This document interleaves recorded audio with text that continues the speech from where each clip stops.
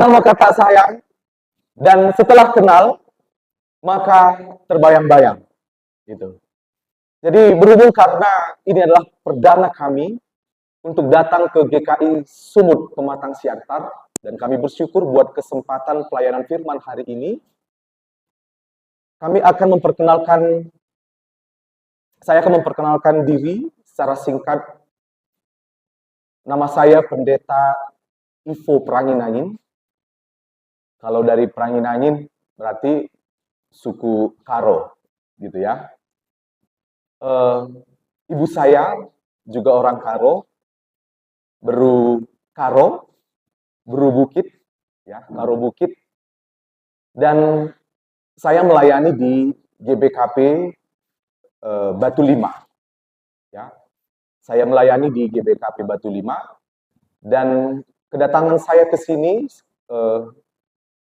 sekalipun ini adalah hal yang perdana, tapi saya merasa tidak asing, karena di GKI Sumut ini, ternyata bukan cuma saya orang Karo, ya, tapi banyak juga jemaat dan majelis jemaat orang Karo di sini.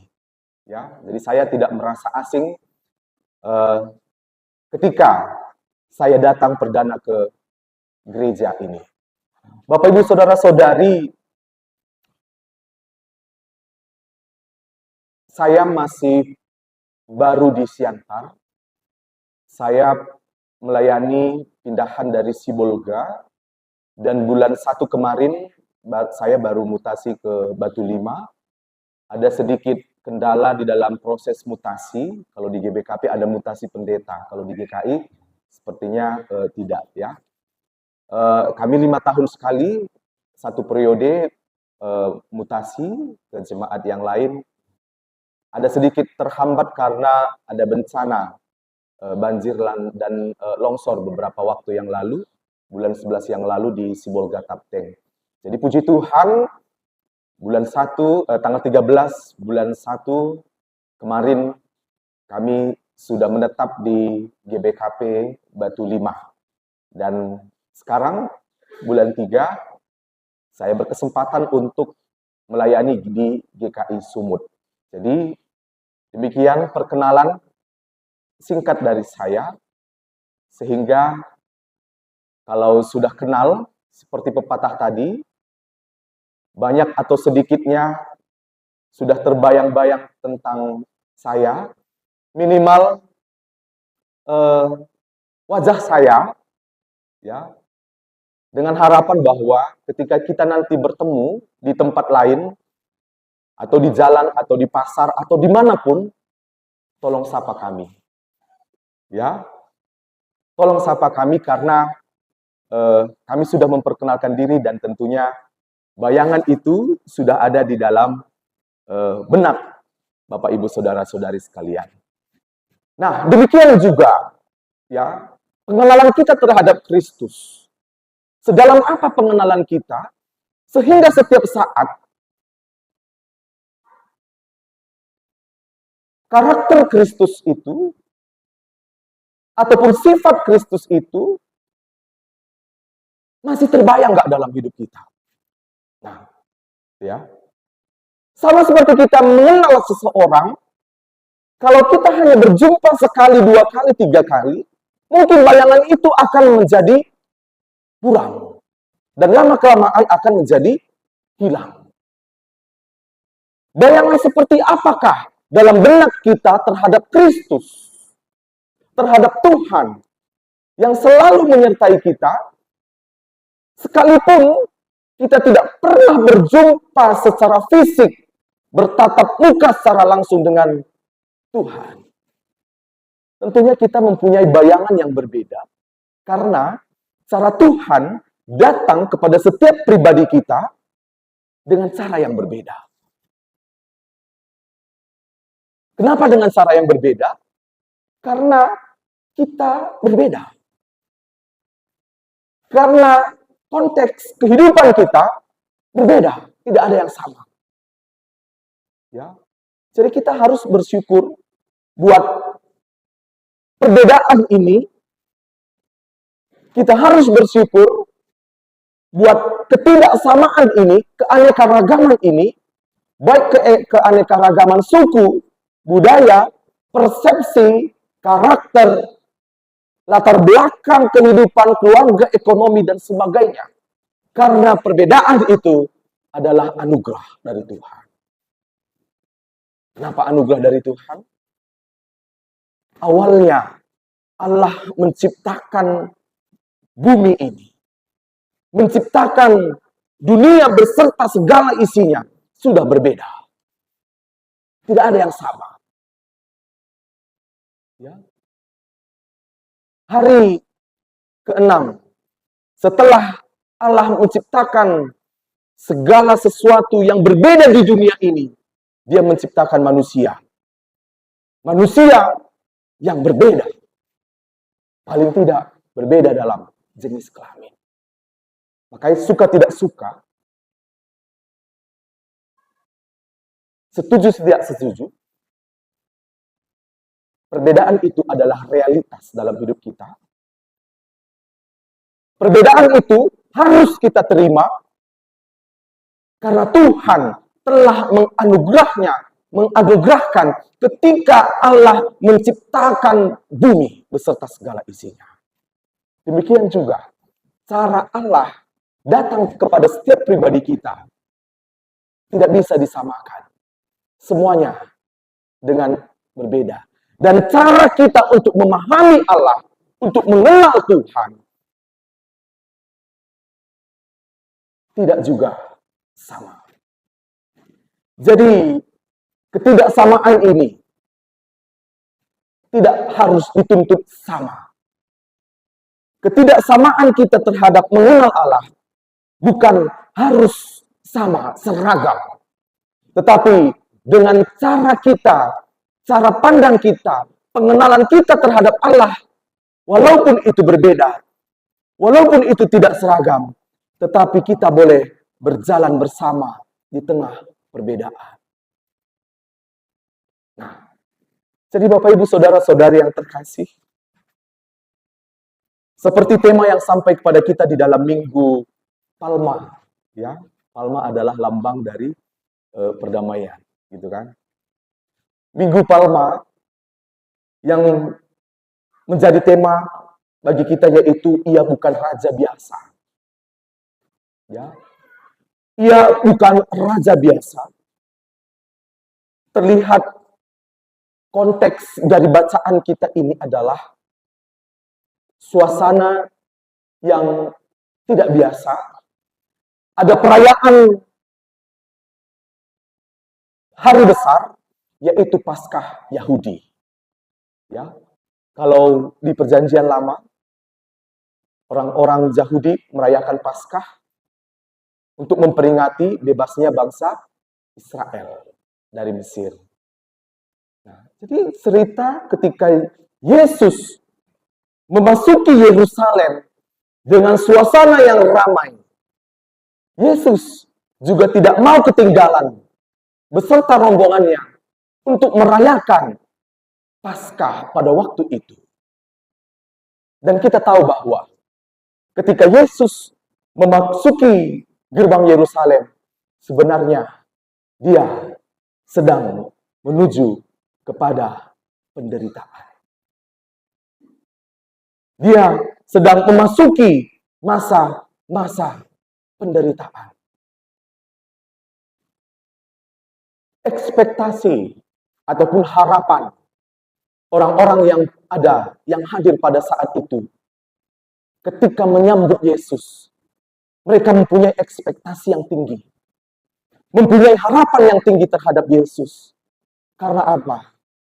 Sudah lama sekali bangsa Israel dijajah ataupun ditekan oleh bangsa Roma, sehingga mereka merindukan sosok raja yang boleh membebaskan mereka dari tekanan Roma. Mereka sangat merindukan sosok raja yang boleh membawa perdamaian bersama bangsa Roma. Tetapi kehadiran Yesus justru berbeda dengan persepsi ataupun perspektif orang-orang pada waktu itu bahwa raja yang datang adalah raja dunia. Raja yang datang dengan memakai pakaian yang luar biasa, yang megah. Raja yang datang menunggangi kuda. Tetapi Yesus datang dengan cara yang tidak biasa. Karena dia bukan raja yang biasa dengan perspektif orang-orang yang ada pada waktu itu. Dia datang menunggangi keledai. Dia datang tidak memakai pakaian yang megah. Yesus datang tidak menggunakan mobil dinas. Ya. Dia tidak datang dengan Ferrari. Dia tidak datang memakai jas. Dia tidak datang dengan mahkotanya, dengan jubahnya yang megah. Tetapi dia datang dengan kesederhanaannya. Inilah yang dikatakan bahwa ia bukan raja yang biasa. Berdasarkan perspektif orang-orang pada waktu itu. Tetapi Bapak Ibu Saudara-saudari yang terkasih, sekalipun Yesus datang di luar dari perspektif orang-orang pada waktu itu, orang-orang menyambut dia. Orang-orang tetap dengan hangat menyambut Yesus. Karena selama pelayanan Yesus, banyak sekali mujizat, ya, mujizat yang sudah disaksikan oleh mereka. Dari yang sakit menjadi sembuh, dari yang mati menjadi hidup kembali, dan sebagainya.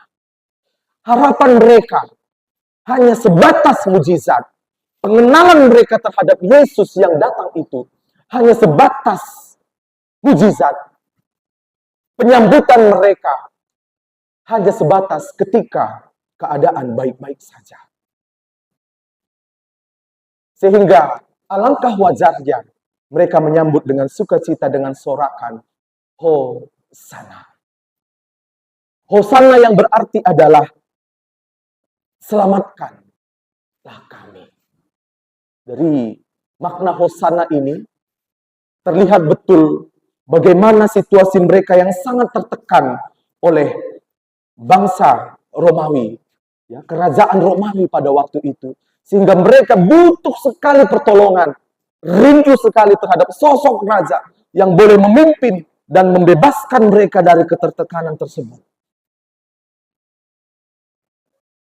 Tetapi jikalau kita boleh baca untuk pasal yang seterusnya,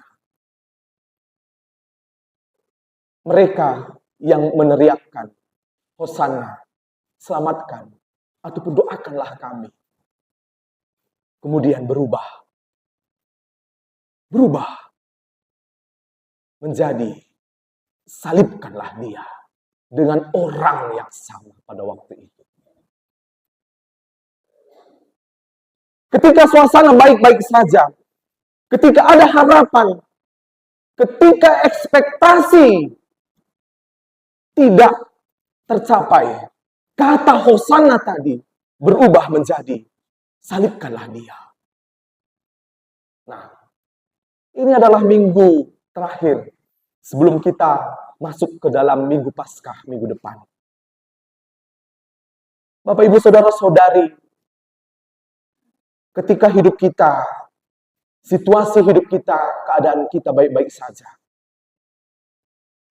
alangkah sangat wajarnya ketika kita mengucap syukur kepada Tuhan, ketika kita meneriakkan Hosana, ketika kita memuji Tuhan, kita puji, kita sembah namanya, ketika suasana hidup kita baik-baik saja, ketika kita mempunyai harapan, seakan-akan Tuhan itu boleh disogok dengan teriakan Hosana.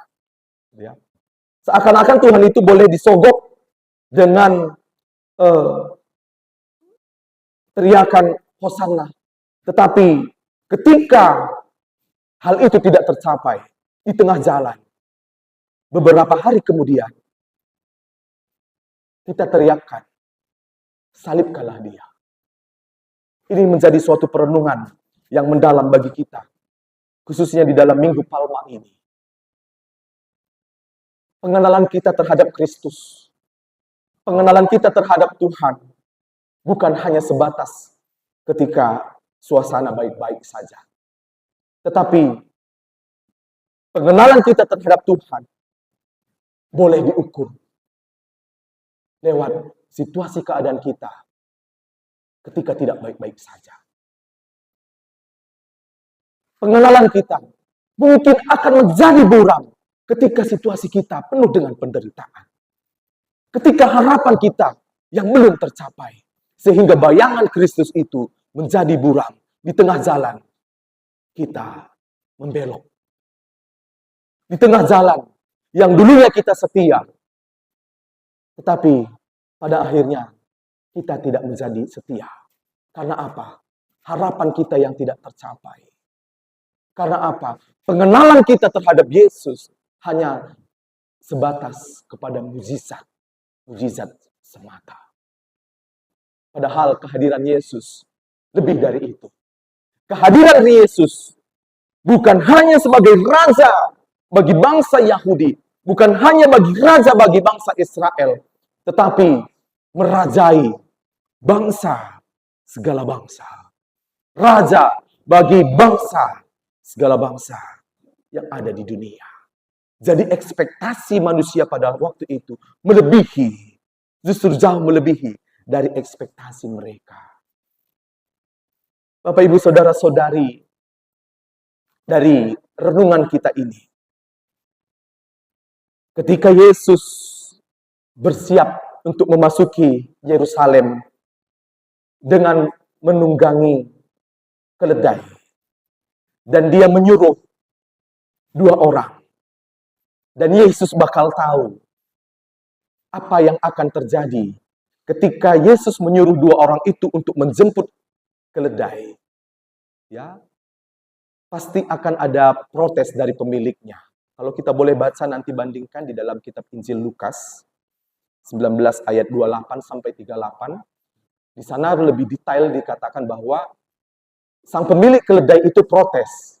Nah, untuk apa keledai ini? Siapa yang suruh? Itu kan keledaiku. Kalau kita terjemahkan dalam bahasa sehari-hari gitu ya. Tapi Tuhan katakan, Tuhan yang suruh. Ya. Tuhan yang suruh. Yesus tahu apa yang akan dialaminya.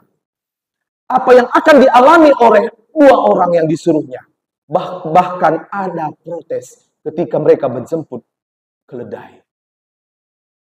Yang artinya adalah, Yesus juga tahu ketika dia memasuki Yerusalem, pasti banyak orang-orang yang memberontak menolak dia. Demikian juga 2 orang yang disuruh. Tetapi Yesus katakan bahwa Tuhan yang suruh. Yang artinya Bapak, Ibu, Saudara-saudari, bahwa Tuhan yang kita sembah adalah pribadi yang berkuasa. Tuhan yang kita sembah adalah pribadi yang berkuasa atas waktu dan lina masa. Dia tahu apa yang terjadi di kondisi yang belum terjadi. Dia bakal tahu, oh bakal ada nanti yang protes. Ya, jadi langsung disiasati. Nanti katakan seperti ini, Tuhan yang suruh. Tuhan tahu bahwa dia memasuki Yerusalem. Sebenarnya dia akan memasuki penderitaan. Tetapi dia tetap setia. Dan dia sudah siap untuk menerima penderitaan itu. Tuhan yang kita sembah adalah pribadi yang berkuasa atas waktu dan lina masa. Dia tahu apa yang terjadi di kondisi yang belum terjadi. Itu yang kita aminkan dalam hidup kita. Tuhan tahu betul dengan kondisi kita di masa kini, di masa yang akan datang, di tengah-tengah situasi misteri hidup ini. Dan kita percayakan seluruh hidup kita terhadap Tuhan. Demikianlah pengenalan kita terhadap Dia. Bukan hanya sebatas kulit semata. Bukan hanya sebatas hal-hal yang baik saja. Tetapi mempercayakan sepenuhnya hidup kita di tengah-tengah misteri kehidupan ini terhadap Tuhan yang punya kuasa, yang tahu berkuasa atas waktu dan lina masa. Dia tahu kondisi ketika belum terjadi. Bapak, Ibu, saudara-saudari,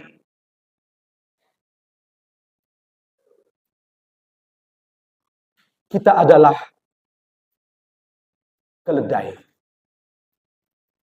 Kita adalah keledai yang disuruh Tuhan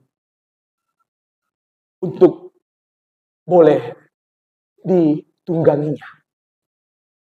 Artinya, ketika Tuhan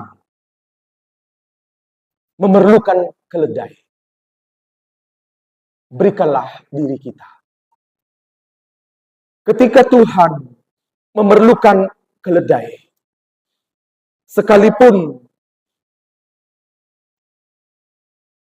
ada yang menjadi pemilik keledai itu, tetapi Tuhan adalah pemilik segalanya. Tadi kan ada yang menjadi pemilik keledai, ya, Tuhan yang suruh, gitu ya, Tuhan yang suruh, yang artinya di atas pemilik keledai itu ada pemilik yang lebih lagi segalanya, yaitu Yesus Kristus. Kita harus sadari itu, bahwa segala sesuatu yang kita miliki dalam hidup kita, secara materai, secara kertas, itu boleh menjadi bagian kita, sah menjadi kita, menjadi milik kita. Tetapi di atas semuanya itu, yang punya adalah Tuhan. Ya. Kita memiliki sanak saudara kita, suami istri, anak cucu kita. Secara biologis, mereka adalah milik kita. Tetapi semuanya itu adalah milik Tuhan. Dan pada saatnya akan kembali kepada Tuhan. Kita harus sampai kepada tahap pengenalan seperti itu, supaya kita tetap rendah hati, sama seperti kedatangan Yesus ke Yerusalem. Dia datang dengan rendah hati. Sadari itu, bahwa waktu, kesempatan hidup di dunia sangat terbatas. Dan dia adalah pemilik segalanya di atas segala sesuatu yang kita miliki saat ini. Kemudian yang terakhir, semua orang butuh pujian. Semua orang butuh sandungan. Tetapi hati-hati ketika kita mendapatkan pujian. Seringkali manusia jatuh ke dalam kesombongan. Ketika kita disanjung, seringkali kita jatuh. Karena kita merasa bahwa apa yang kita peroleh sepenuhnya adalah dari kita. Keakuan kita yang kita depankan. Oleh karena itu, saudara-saudari yang terkasih, di balik pujian yang kita terima, di balik sanjungan yang sering kita terima, tetaplah ingat Tuhan yang dengan rendah hati datang kepada manusia dengan cara yang berbeda, memperkenalkan dirinya terhadap kita lewat pengalaman di hidup kita. Tetapi kedatangannya boleh memberikan pengenalan yang lebih dalam. Oleh karena itu, setialah sampai akhir. Setialah sampai akhir. Jangan pernah meninggalkan Yesus di tengah jalan. Jangan pernah meninggalkan iman percaya kita di tengah jalan. Ketika banyak sekali tawaran-tawaran di dunia. Ketika banyak sekali tawaran-tawaran yang menggiurkan kita dengan meninggalkan iman percaya kita. Sama seperti Yesus. Dia setia. Sekalipun dia masuk ke dalam penderitaan. Dia tidak memberontak. Dia tetap ikut alur. Seperti yang sudah diperintahkan Bapa Allah terhadapnya. Untuk menyelesaikan misinya di dunia ini. Sama seperti keledai. Keledai adalah makhluk. Keledai adalah binatang yang lemah. Keledai adalah binatang yang dungu, tetapi itulah yang dipakai Yesus untuk masuk ke dalam masa-masa penderitaannya. Keledai muda, keledai betina yang belum pernah ditunggangi, tetapi keledai itu tetap tunduk sekalipun belum pernah ditunggangi, tetapi keledai tunduk karena dia tahu siapa yang menungganginya. Ini menjadi perenungan kita bagi kita saat ini. Keledai saja, binatang, tunduk terhadap Yesus. Dia tahu siapa yang menungganginya.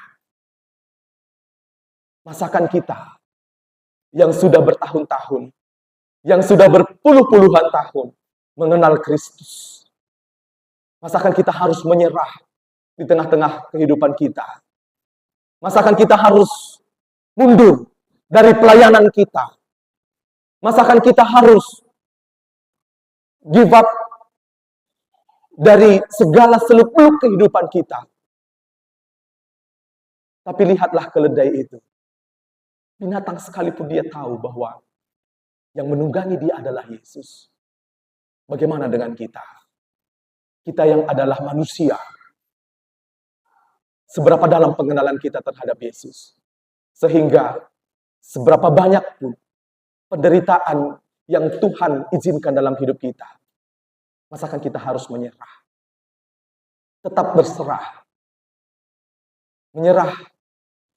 Berserah bukan menyerah. Tetapi ketika kita berserah, kita mempercayakan seluruh kehidupan kita kepada Tuhan. Di balik kehidupan kita yang penuh dengan tanda tanya ini. Karena kita tahu bahwa Yesus itu bukan raja yang biasa. Karena kita tahu Yesus bukanlah raja dunia. Kita tahu bahwa Yesus bukanlah seperti yang diharapkan, yang dibayangkan oleh makhluk-makhluk yang ada di dunia ini. Tetapi Yesus justru melebihi dari ekspektasi kita. Bukan hanya sebatas raja dalam satu bangsa, tetapi dia adalah raja dunia yang melampaui raja dari segala raja, yang berkuasa dalam hidup kita, yang mengetahui seluk-beluk hidup kita manusia. Mari percayakan hidup kita. Semakin kita dalami Yesus itu, kenali Yesus itu, pujian kita terhadap Yesus, pujian kita terhadap Tuhan, jangan hanya sebatas mulut, jangan hanya sebatas nyanyian, tetapi pujian itu tetap berlangsung ketika penderitaan itu datang. Dan tetaplah setia. Amin.